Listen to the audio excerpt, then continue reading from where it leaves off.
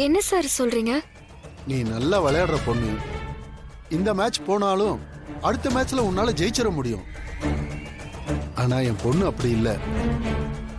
இவ நல்லாவே விளையாடினாலும் உன் கூட விளையாடி ஜெயிக்கிறது ரொம்ப கஷ்டமா.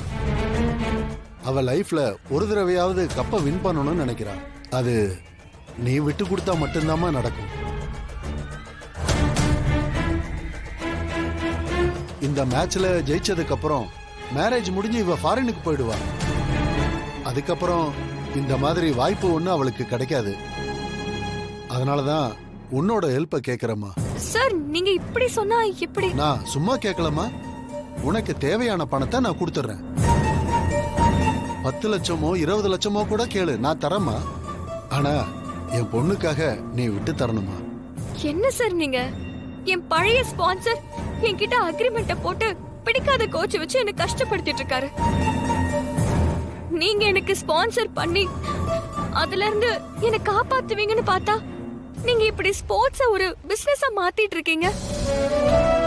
ஸ்போர்ட்ஸ்ங்கிறதே ஒரு பிசினஸ் தாமா. உலகத்துல இருக்கிற பெரிய பிசினஸ்ல இதுவும் ஒண்ணு.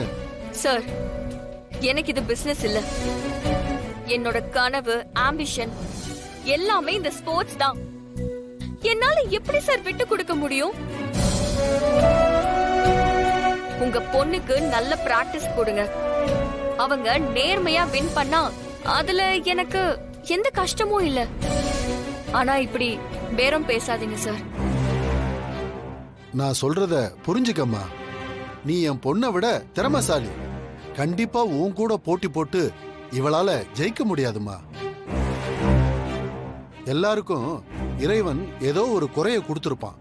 அந்த குறைய இன்னொருத்தங்க தீக்கும் போது அவங்களுக்கு என்ன வேணுமோ அதை நம்ம அவங்களுக்காக செய்யணும்.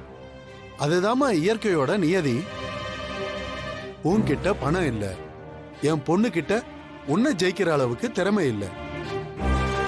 உன்னோட திறமைய நீ விட்டு தந்தா அதுக்கான பணத்தை நான் கொடுத்துறேன். இதுல எந்த விதமான தப்பு இல்லம்மா. சாரி சார், என்னால விட்டு கொடுக்க முடியாது. வாழ்க்கையில நான் பெரிய சொத்தா நினைக்கிறது என்னோட ஆம்பிஷனை தான், என் ஸ்போர்ட்ஸ் தான். இதுதான் சார் என்னோட ட்ரீம். இது நான் விட்டு தர மாட்டேன். வேணும்னா அவங்கள என் கூட போட்டி போட்டு ஜெயிக்க சொல்லுங்க. நான் தோத்துட்டேனா சந்தோஷமா என் கையாலே கப்ப தருவேன்.